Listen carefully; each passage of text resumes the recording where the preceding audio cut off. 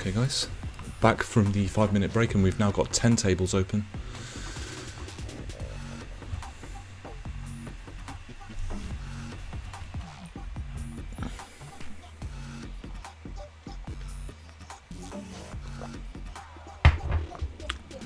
Not the sort of flop that I want to c-bet, especially against these guys who don't fold to c-bets very often.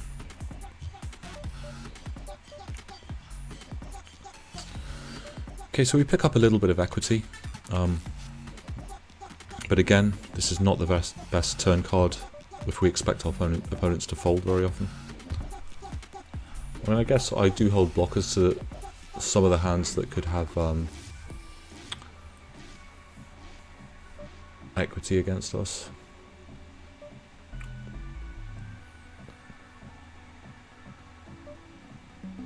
When he makes it this big though versus two people, I don't feel like I've got enough immediate or implied odds here to call.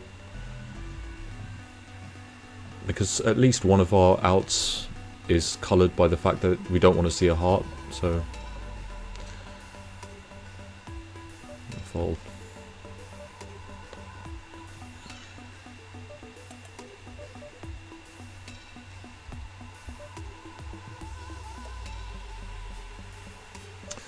Don't know anything about this guy. He's raising under the gun, so I'm just going to flat here rather than 3-betting and squeezing. I'm going to check raise here.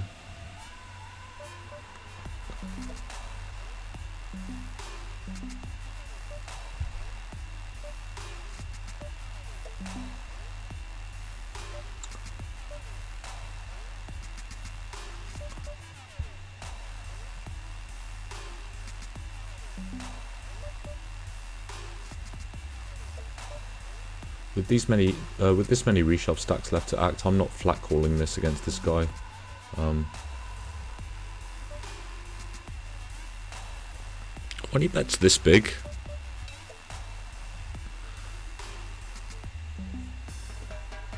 I feel I can check raise all in, even against an unknown. I mean, he might have queens, kings, or aces here, but like a lot of the time he's going to have stuff that he raised with under the gun and then just auto c-bet. Unfortunately, we do run into ace-10. That's okay. That's fine. It's just a $4.50 sit and go. I still think that shows a profit. And obviously, sometimes they have it, unfortunately.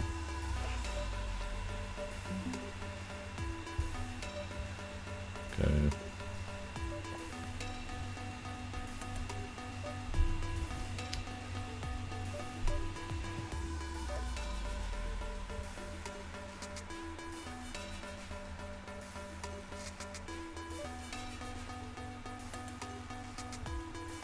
Again, not the sort of flop. Oh, we have position, so.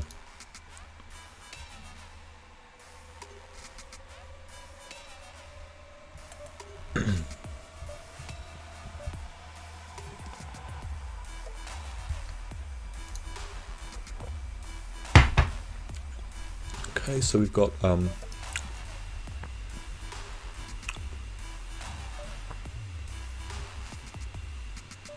did consider 3-betting there, but thought better of it. Just with so many left act behind, can look for a better spot.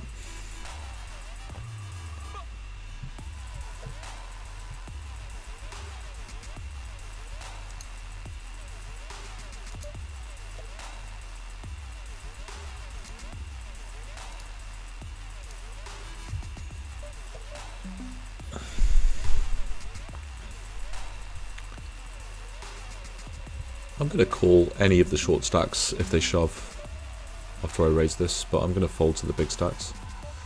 Just because they don't have the sort of stats that show me that they're likely to be 3-betting me light at this point. So I'm going to call this. Nice. I'm folding the ace-jack off, just because this guy and this guy are directly behind me. I know that seems a bit tight, but they've got pretty high 3-bet percentages. And I want to start raising with things on that table that I feel like I can call 3-bets with. An ace-jack offsuit doesn't really do it for me when I change gears like that.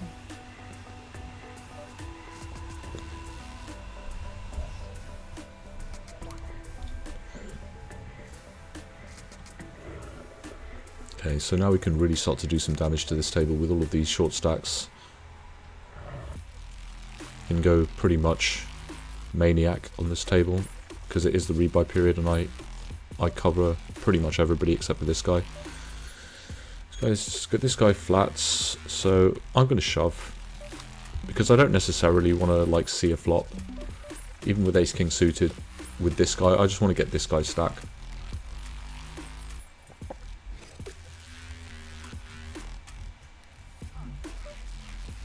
For me, ace king, it's mainly about kind of equity denial.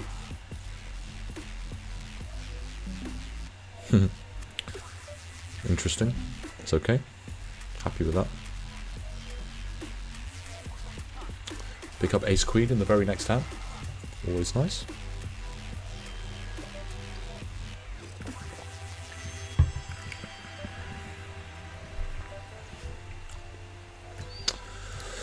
No sense slowing down.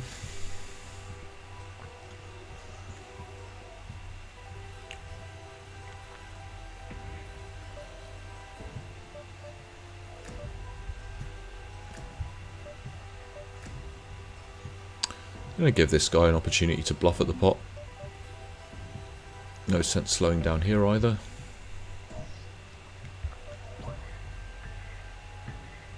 Nice.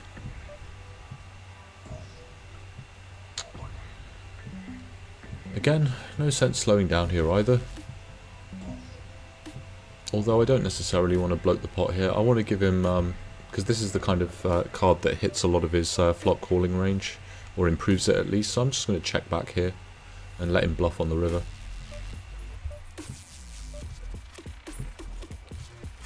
Yeah, maybe he thought he was getting value there, timed out here, but that's okay.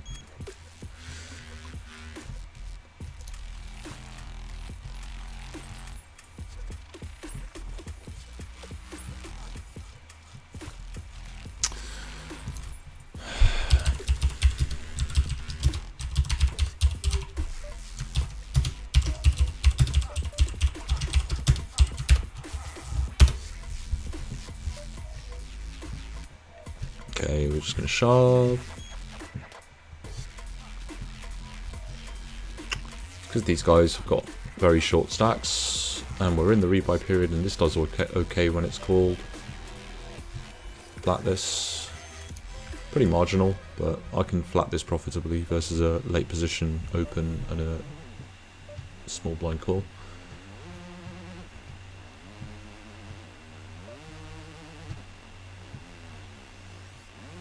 Out of position, I'm going to fold this.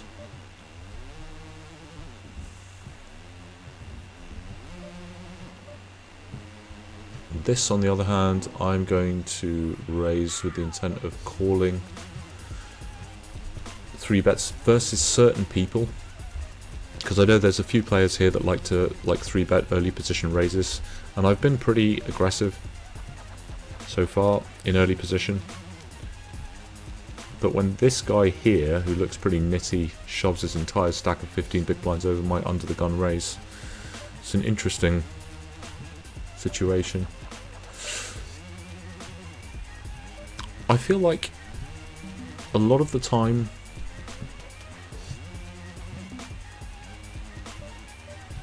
this is an ace king, but I'm going to fold anyway. Just because he looks so tight, I don't want to I don't think he's going to be risking his tournament equity again, and I don't necessarily want to get it in with a coin flip versus ace king just yet. Not against this guy, because I know that comparatively to these other guys, his range for doing that is less heavy with kind of unpaired hands. And like I say, at this stage, I don't want to risk my tournament equity on a coin flip. Not when there's going to be a lot more opportunities to get chips more easily, or with less risk.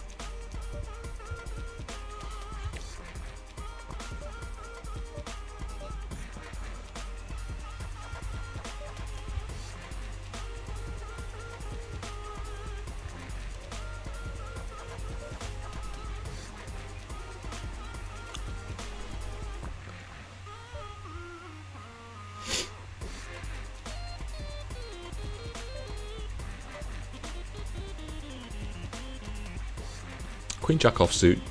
I mean, these guys look so tight, and they're not shoving correctly, so I feel like as aggressive as I've been, I can expect to get played back at now, so I'm just going to change gears on this table. I've built a really good stack in this tournament. It is an action hour tournament, so the blinds are, or the antes rather, are very large in comparison to the blinds. But I feel like I've been aggressive enough now to have set up a reasonable table image. So for the next couple of orbits, I'm gonna change gears on this table and just hope to pick up a big hand that I get paid off on.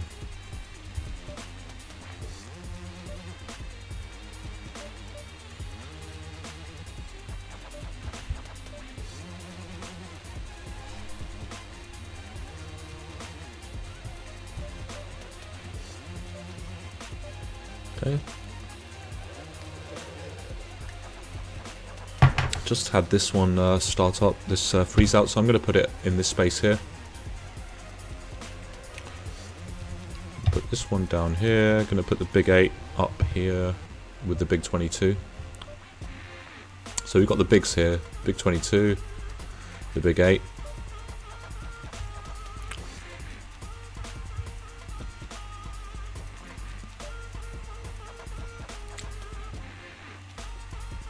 This guy looks pretty tight. Or this lady.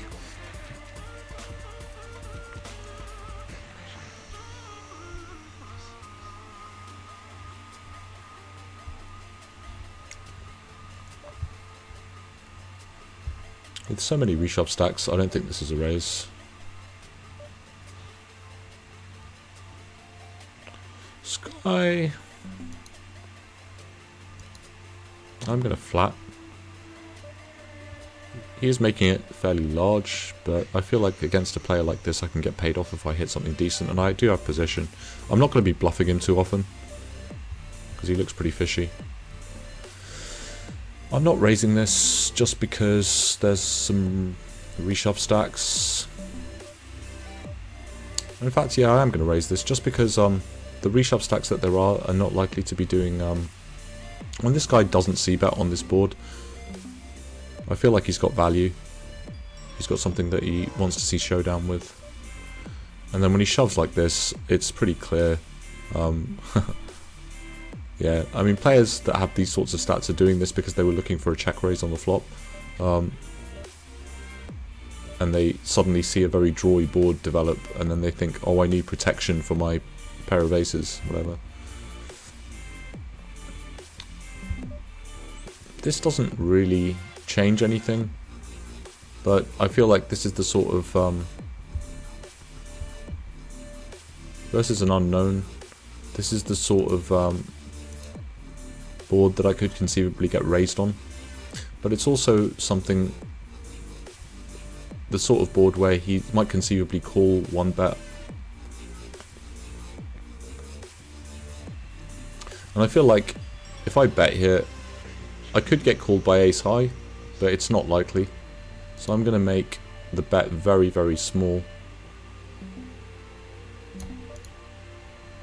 And hope to get value from ace high.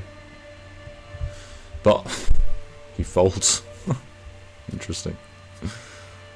Yeah, we're going to 3-bet.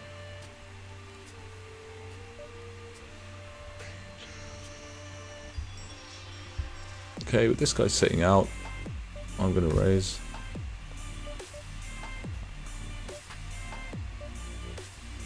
This guy's folding to 100% of c-bets, so I'm c-betting. This guy 4-bets us.